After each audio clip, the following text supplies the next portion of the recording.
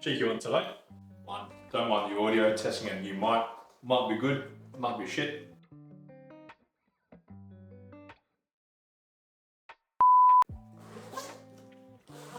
Mate's brother having issues with the output on his guitar. Is a very cool Epiphone Les Paul.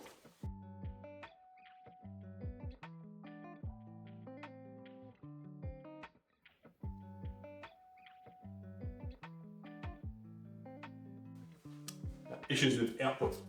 So we suspect it's the output jack, potentially a severed wire. So we're going to pop it out, solder it up, and that'll be good to go. Alright, so before we get ahead of ourselves, just for giggles and shits and giggles, plug it in, see what's going on. Got a little Joyo stack.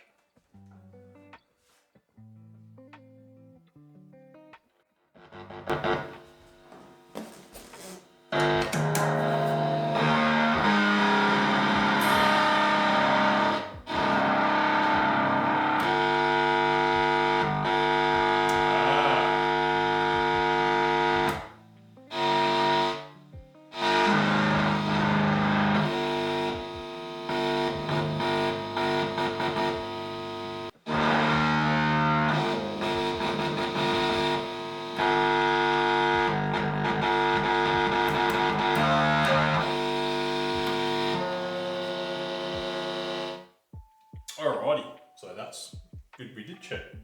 So we are getting output on the bridge pickup, but when you jump on that neck, you get a lot of horrible staticky, buzzy noises, which are exacerbated when you touch something metal, which means there's some sort of grounding issue. So let's pop that out. Take a look at it. What a great finish. I have a soft spot for tobacco burst. I like the sort of dark colour.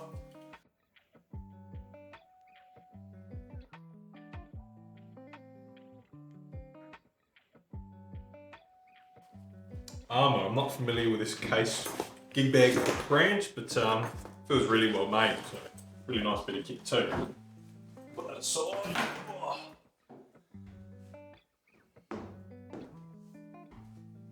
Put him down. Oh. Stands. I might actually quickly pop the back off to have a look.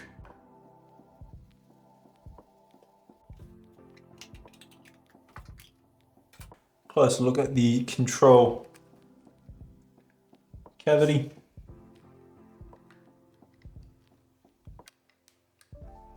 So it's really jumping out at me. This pickup's connected with some tape.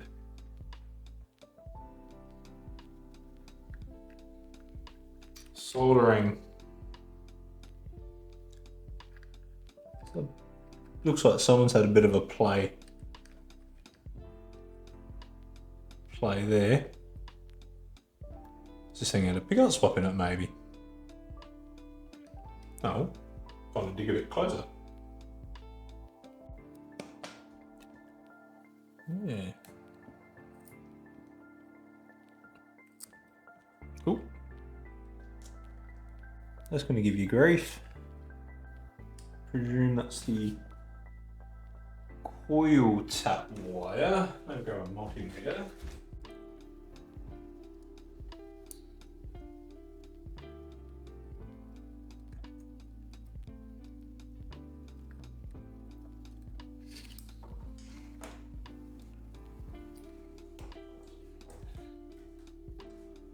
Alright, let's pop that output jack cover off as well.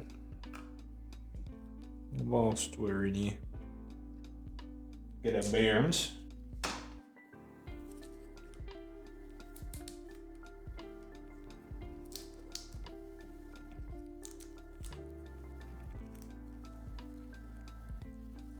Alright, well that is ain't so bad. Okay.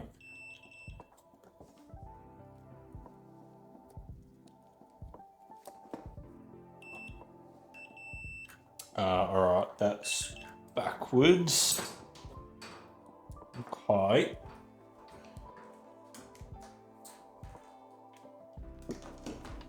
Bit going on here.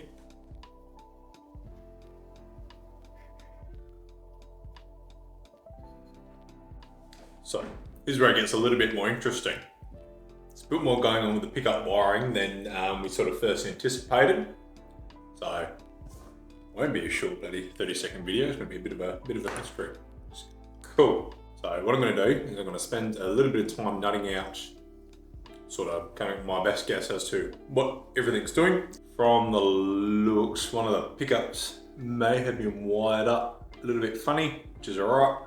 So I'll figure it out, come up with a plan of attack, and we're going to get this Epiphone playing and sounding proper in no time. Several days later. Alright, so I've put all 4 of my brain cells hard to work, and I think I've narrowed down the culprit to 2 spots. One, as I said, this input jack is wired up backwards, which will give us some grief. And 2, the wiring that runs from the switch to the pots. From the looks, I think it's the bridge wire is not connected, which is going to be a problem. So I reckon if we reflow the solder to that ground point, because it looks a little bit rough, swap over the wiring on the output jack and hook up that volume pot, we should be ready to rock. Change the microphone back to the lapel one because it sounded like absolute dookie. Might try it again later, or get a bit of acoustic treatment for the walls. It was a little bit echoey. So that's why it might sound a little bit different again, but thank you for bearing with me. All right, let's get into it. So what the hell am I on about? Basically, this wire here, this one here, what runs from the switch to the pot. It has three cores. A red one, a white one, and a uninsulated one. So your red and your white are your neck and your bridge pickup outputs, and the braided one is a shielding wire. This red one is not connected, it ain't going anywhere, which is why we didn't get any output on one of the pickup channels. So we're gonna reconnect that and see what it does. Pro tip, if you're trying to solder, your soldering iron doesn't seem to be heating up, don't go out and buy a new soldering iron. Sometimes it helps to remember to plug it in to power. Ask me how I know. Firstly, I'm disconnecting the 2 remaining switch output wires. This provides a little bit more room to see what I'm doing. I'll clean up their connection points to make sure no extra noise is generated due to poor prior connections. The tone control output is also not wired. Okay, that's all right. So this is the 3 wires that are running to your switch. Pick up output, ground. Without these, you're not going to get much fucking sound. I'm going to grab a little third hand to give me some assistance.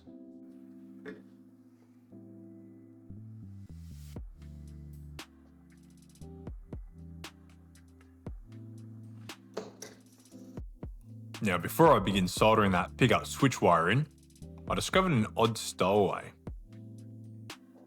Output to here? That don't make a lick of sense. What's your job? Going from one volume to the other volume. Not sure what your job is. It'll be from one pickup, 2 wires. There was a random ass wire connected from the output of each volume pot for the neck and the bridge.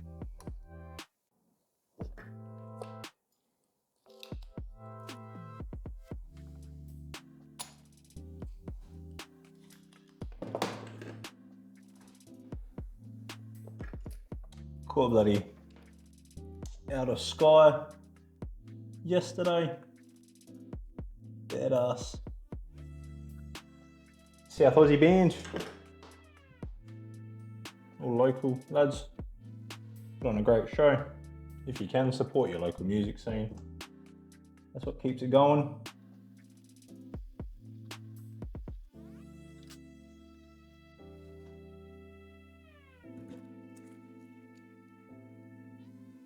So I reflowed the solder to that ground connection as the joint didn't look quite 100%, and then proceeded to hook up that switch wiring.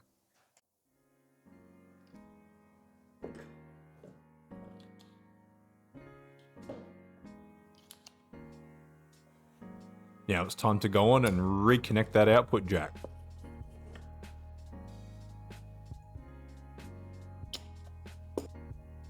Just taking the time to confirm what goes where.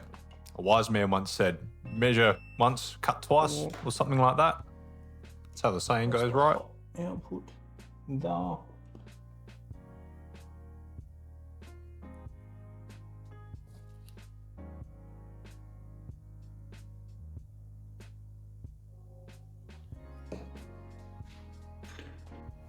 Now, I've shown this before.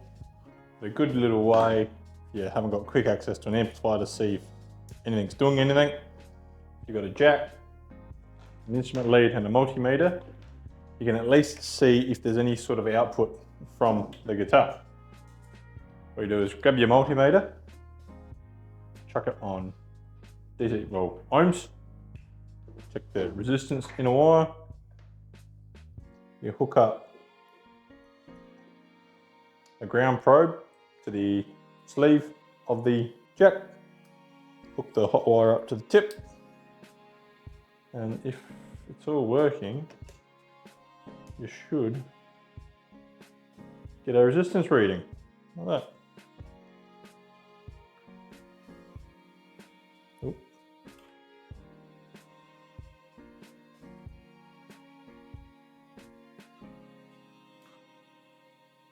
See, all right. So we're now getting a reading on the neck, on the bridge pickup, 15 kilo ohms. The rhythm though, got an open circuit, which means there is another bloody issue.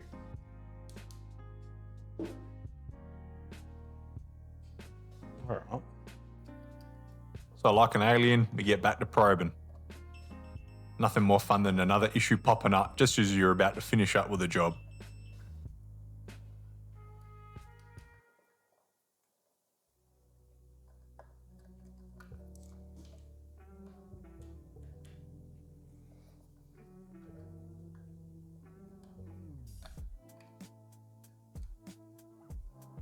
Okay.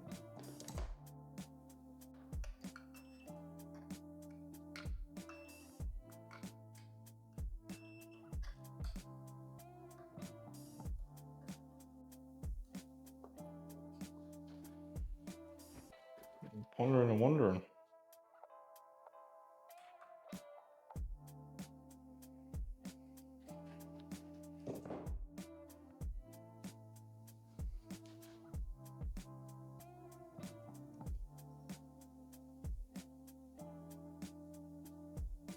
Ah, yeah, all right, I think this is a ground connection there. And there it is. The culprit was a missing ground connection between the volume pot and the output jack. Like 95% of all freaking guitar wiring issues, problem seems to go back to a ground issue. But I'm going to run a little ground wire between these two volume pots.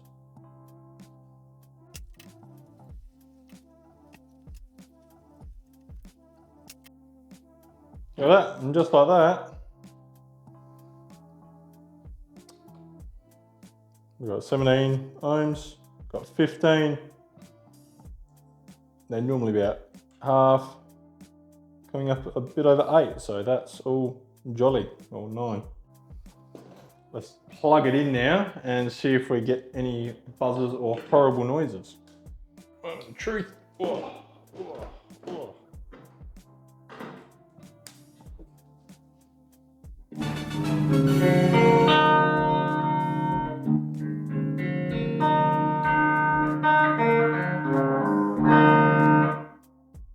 turns out that the mystery wire we removed, I'm not sure what your job is, that was connecting the two hot signals to one another, also had an outer shield that was acting as a ground connection for this guitar.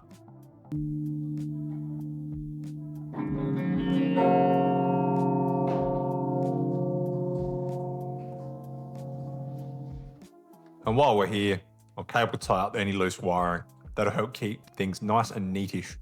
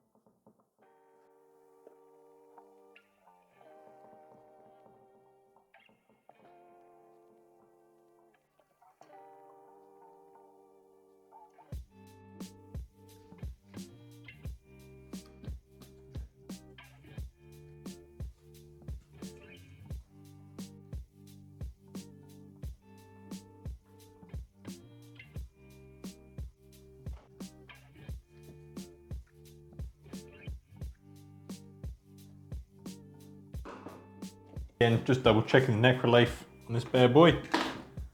So to do that, get your capo, chuck it on the first fret. From there, fret the note where the neck meets the body. In this case, we're doing it at the 17th fret. And at about the sort of that 7th or 8th fret, you just then double check the gap between the top of the fret and the string. So right now I'm aiming for about 15th hour. Neck relief, just done a bit of searching, and that sort of Gibson Epiphone's rough recommendation. This has a little bit of an excessive curvature in the neck, making the action a little bit higher than it needs to be. So I'm going to do it gradually, just give that truss rod a little sort of quarter turn at a time, slowly get that neck relief where we want it, and we'll faff about with the action. So now typically your Les Pauls will have some sort of little nut hanging out of the top. This, just being an Epiphone, uses a truss rod with a internal hex, or like an Allen key. This one here, about 4.5mm. So that'll be enough to get us started. Now, I normally like to leave it for a little bit, just to let the rod shift that neck a bit and let it settle. As I said, you only want to do it a little bit at a time, because you are forcing a steel bar inside the neck to shift a piece of timber. If you go too hard, too fast, you'll break something. So just take your time with it. It's important to get your relief set up, because that specification is, or can be sort of dialed in independently from everything else, because you've got your strings clamped there, takes your nut out of the equation, and because you fret the note there, it takes the action of the bridge out of the equation. So if you get that dialed in right first, you can then set everything else up to suit. So we're going to give it a little while to do its thing, and we will come back to it. So after letting the neck settle, we get the relief to about where we want it. From there, we also slightly drop the action a little bit for easy playing, whilst keeping everything free of unwanted fret buzz.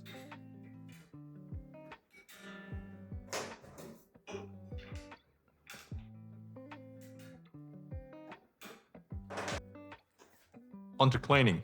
I like using Dunlop Formula 65, works well.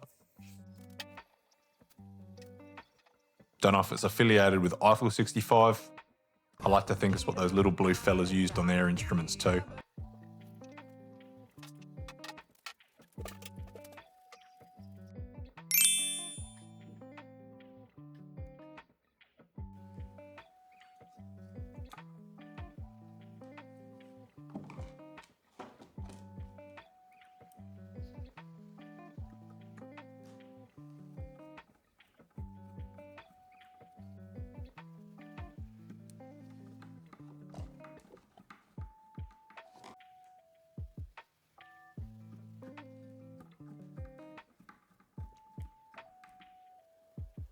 Like that, the truss rod cutter is back on. Good.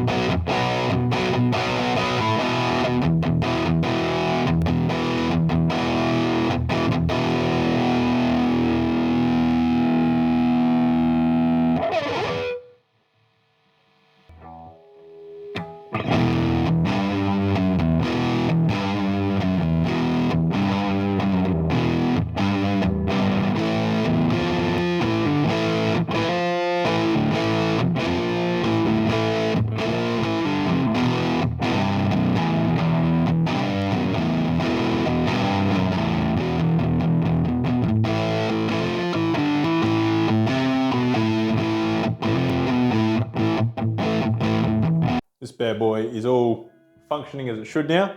She's clean, she's tidy, she's set up, playing better than it was before. I hope the owner of this instrument has a lot of fun playing it. It's a killer little guitar. Epiphone do make great stuff. Again, very off the cuff video, just sort of following me along while I do stuff. If you don't mind this format or would like to see more guitar repairs, let me know.